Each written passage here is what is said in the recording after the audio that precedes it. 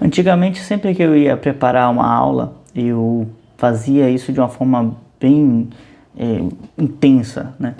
Vamos dizer assim, e buscava pegar um assunto e abordar ele por todas as vias possíveis e no limite máximo do meu conhecimento, como se cada aula fosse um jogo de vida ou morte, onde eu precisasse entregar tudo o que eu pudesse.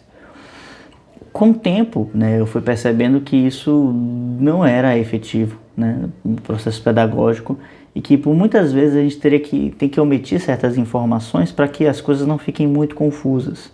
E esse processo ele vai se desenvolvendo pouco a pouco, né, como doses homeopáticas. De certa forma, dar aula é como se você fosse um doutor, né, no escritório, um médico no seu consultório, melhor dizendo, onde você a cada semana receita algo ao seu paciente e faz com que ele, né, trabalhe aquilo ao longo da semana, né, ou até o próximo encontro. E na medida em que ele vai aplicando isso, você pode então passar outras coisas mais fortes, né, ou mais profundas, né, nesse caso. Porque o processo de desenvolver um aprendizado sólido, um aprendizado profundo, ele precisa passar por algumas etapas, né? Eu costumo usar uma analogia de um prego, né? Você nunca consegue pregar um prego na primeira martelada, né? Se você for muito bom, muito bom, muito bom, você vai precisar de 2 marteladas, né? Porque a primeira, ela fura a madeira e depois você tem que dar uma martelada que feche, né? Mas no geral, você precisa de várias marteladas para encaixar o prego, né, na tábua. E eu estou trazendo isso para dizer que hoje, como é que eu enxergo a escrita, né? Eu antes olhava e buscava as diversas linhas de intersecção com a filosofia e toda a história da literatura, né? E tentava relacionar isso com absolutamente todos os assuntos possíveis, né? E ainda que isso seja uma realidade, e toda vez eu falo que a escrita de certa forma está em todas as coisas, em todos os ambientes da nossa vida, como uma espécie de extensão da música, né? Que a gente trabalha isso na filosofia clássica, né? Que a música está em todas as coisas. Mas a escrita eu começo a dividir ela de uma forma mais simples agora. E eu vejo como 2 caminhos, né? Que eu já devo ter até trazido aqui em algum outro vídeo, mas eu queria falar um pouco sobre isso hoje, né? Quais são esses 2 caminhos? Um caminho mais estruturado, mais formal com a conotação de que aquilo apresenta uma ideia já definida desde a sua concepção. Então, eu penso numa ideia, eu penso em uma mensagem e eu estruturo, né? A palavra mais correta seria canalização, como quem canaliza um rio, né? Eu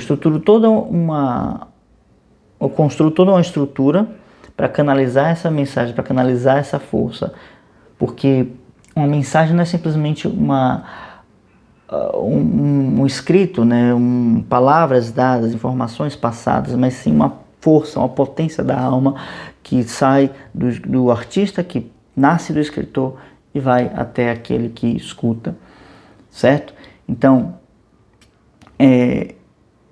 essa via mais formal é o que a gente poderia chamar de via clássica, e essa via clássica vai buscar os modelos, vai buscar as inspirações, vai buscar as técnicas mais conhecidas e vai, claro, se inspirar na forma clássica, né? E por forma clássica são basicamente aquelas que perduraram no tempo, né? Hoje nós podemos dizer que temos poucas formas clássicas, né? A gente poderia pensar na ideia do épico, né, da epopeia, a qual a última grande epopeia que tivemos na história do Ocidente foi os Lusíadas, né? Ainda que possamos buscar por outras, né? Até tem né, de um autor brasileiro, né, que é Os Brasileiros, mas eu nunca tomei contato com essa obra ainda. E na medida em que assim, mas apesar delas, ela é incontestavelmente, a epopeia é a forma clássica por excelência, vamos dizer assim. Acho que a sua magnitude, a sua força, a sua capacidade de educar e de perdurar ao longo dos anos, ela é incontestável, porque isso já vem lá desde a Suméria, né? Desde os hindus antigos, com o seu Bhagavad Gita, né? Com o seu Mahabharata, tá? Bhagavad Gita não, Bhagavad Gita está dentro do Mahabharata, então Mahabharata e o Ramayana. Então já é a forma mais clássica possível por excelência, mas que é mais comum, que é mais palpável, mais presente na nossa vida, seria o soneto, né?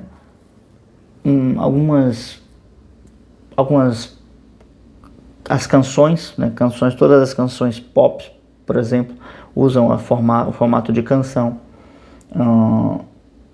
E talvez algo menos comum, né? Tipo as redondilhas, os vilancetes, que são formas que vêm já desde a Idade Média e que você pode encontrar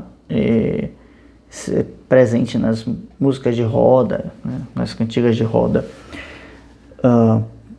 E, enfim, essas são as formas que perduram ao longo do tempo, né? E a gente pode chamá-las de formas clássicas, ainda que elas tenham nascido muitas vezes das trovas da cantiga popular. A forma permanece e perdura para nós até hoje, né?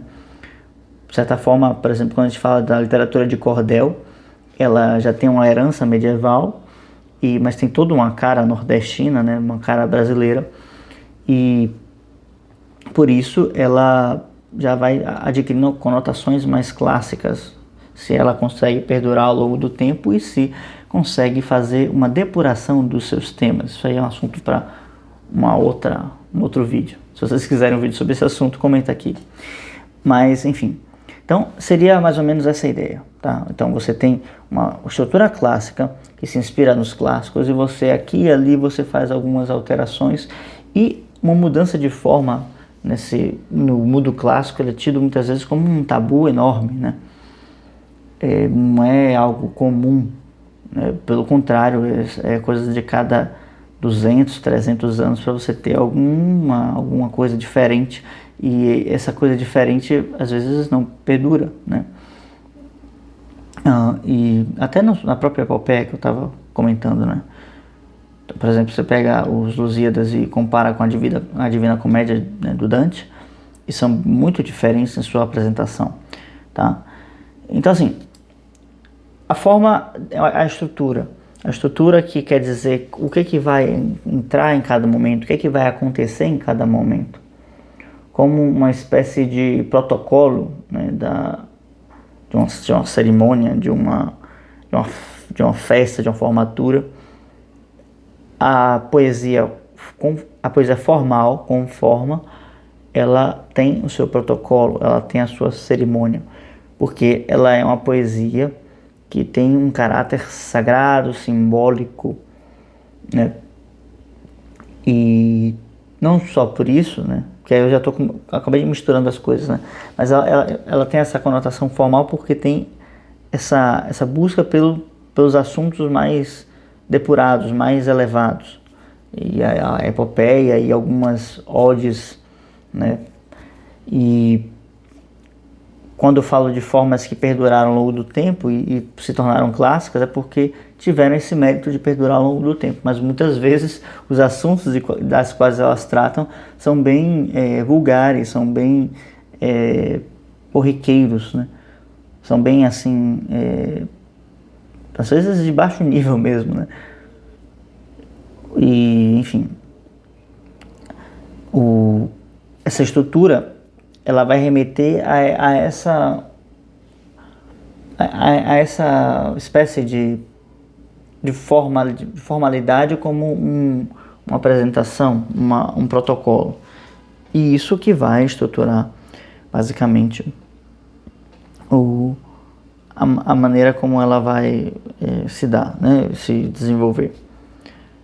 Sendo até, por exemplo, a gente pode pensar de em cada momento ter um tipo de apresentação diferente, um tipo de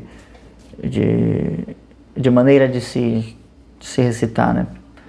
Por exemplo, na ópera, né, na música, você tem a ópera, e na ópera você tem uma série de movimentos, né, que são diferentes entre si, sendo o mais comum, né, que é o recitativo, que é os mais comuns são os recitativos e as áreas, né? Onde a área é algo muito cantado, a melodia é bem trabalhada, uma coisa assim bem, que a gente chamaria de musical, né? Enquanto o recitativo é mais uma fala com a melodia, né? Então muitas vezes a melodia ela é tida em segundo plano para dar mais ênfase para a fala. Mas enfim, eu já estou derivando demais aqui. A outra via, né, que não é a via clássica, seria o que nós podemos chamar de via mais romântica, ou uma via sem forma, ou uma via mais... a gente poderia dizer mais livre, mas eu não queria levar a coisa por esse caminho. Eu queria trazer a ideia de que uma é mais pensada, projetada, né, desenhada, e a outra ela meio que arrebata a gente.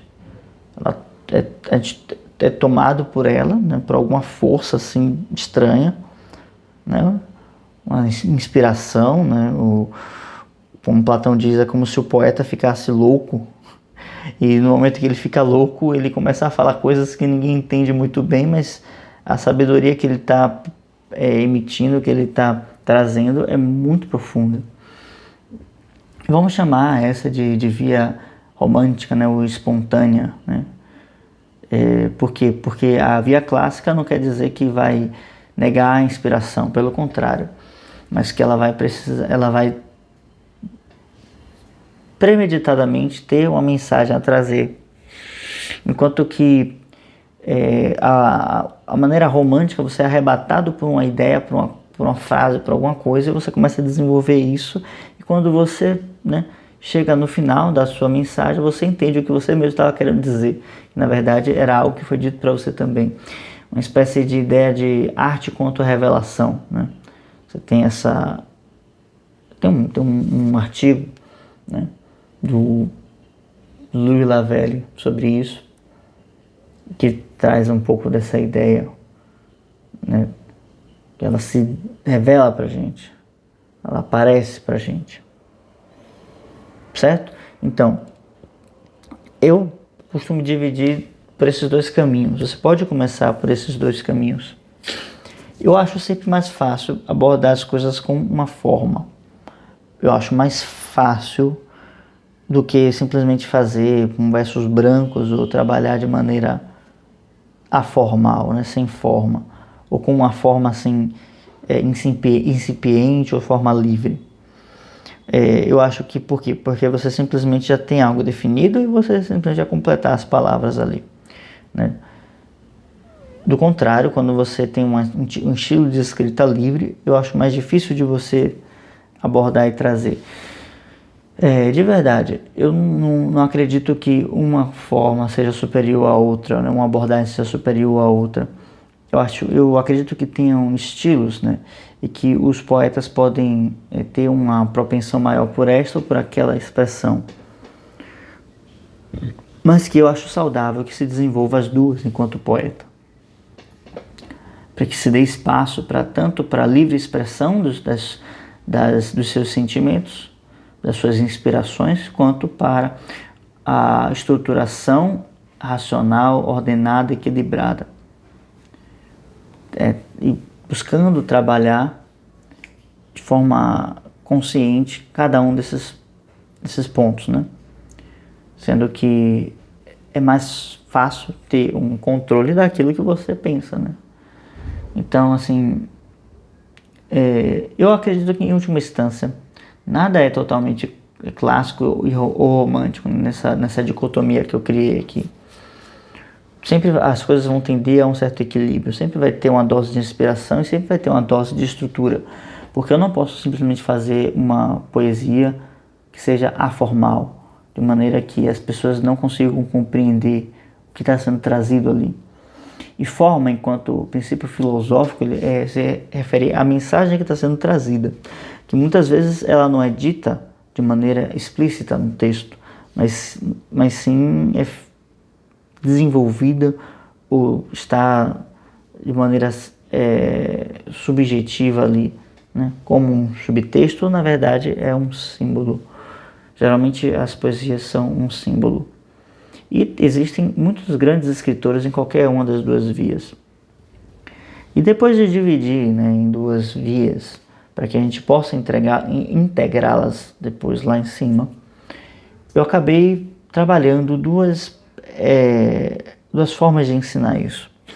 Eu já tenho a oficina de escrita Caça ao Jovem Poeta, onde pegando as cartas de Rilke, pude trazer ali uma espécie de, não de método, né, porque não se trata de método exatamente assim no sentido rígido da palavra, mas uma espécie de passo a passo, né, ou de exercícios que eu posso aplicar com a pessoa para que ela desenvolva uma melhor clareza na escrita.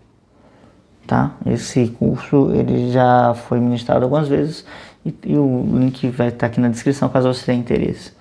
Um outro curso que eu estou desenvolvendo agora, que eu já dei esse curso, né, já ministrei algumas aulas dele, é um curso que eu estou trabalhando para trazer ele agora no formato online, digital, e ele vai ter o nome de Anatomia Poética, justamente para abordar essa via mais clássica.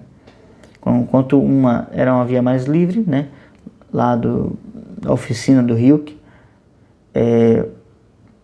a abordagem mais clássica, eu achei por bem dar esse nome de anatomia poética, para eu poder pegar cada nível do que estrutura uma poesia, do que estrutura um poema, pensando na ideia de 3 mundos ou de 3 espaços para desenvolver um poema, não, mas 3 âmbitos onde uma poesia se apresenta. Uma poesia vive em 3 mundos, assim como um ser humano, por isso anatomia poética.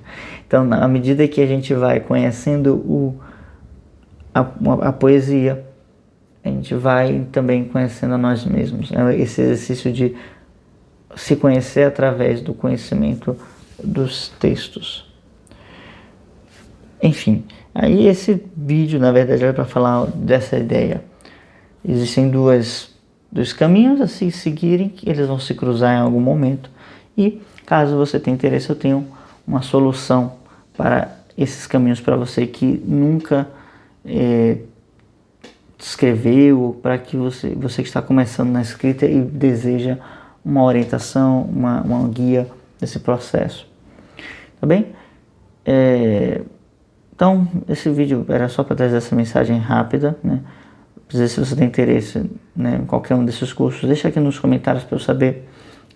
Se você chegou até aqui e gostou desse vídeo, deixa um like, se inscreva no canal e, enfim, vamos ficando por aqui. Tchau, tchau.